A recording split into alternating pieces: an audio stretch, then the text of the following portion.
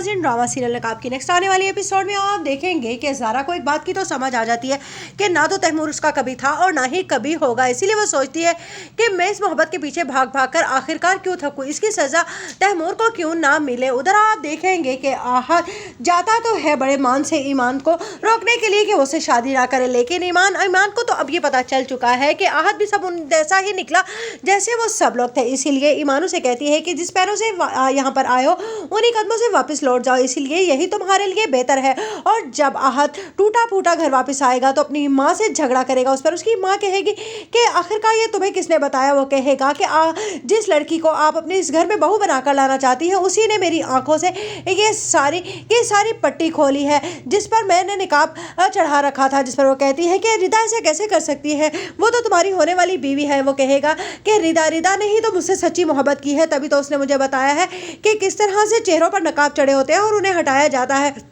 अगर वो मेरे चेहरे से ये नकाब ना हटाती तो मुझे मालूम ही ना होता कि ईमान कितनी सच्ची और पाकीज़ा थी। लेकिन आपने क्या किया, आपने भी सब लोगों की तरह ही अपने बेटे से उसकी मोहब्बत छीन ली। आपको लगता था कि वो एक कमतर घराने की लड़की है, लेकिन क्या हुआ, आज आपने देख लिया ना कि वो कितनी स्ट्रॉन्ग हो गई है। काश आपने उसे टाइम दिया होता तो आप उसको अपनी बहू कहलाने में अच्छा महसूस करती। उधर आप देखेंगे कि तैमूर का बाप तैमूर को मुँह पर थप्पड़ मारता है और कहता है कि तुमने अपने घटियापन की हद कर दी है। एक वो लड़की ज़ारा है जो तुम्हारी मोहब्बत में तुम पर बिछी जाती है और एक तुम हो कि तुमने उसे कभी अहमियत ही नहीं दी। माना कि मैंने ये शादी तुम्हारी सिर्फ और सिर्फ जायदाद की खातिर कराई थी, लेकिन ज़ारा की मोहब्बत को देखकर तो मुझे लगता है कि ज़ारा से ज़्यादा तुम्हें मोहब्बत कोई और कर ही नहीं सकता था।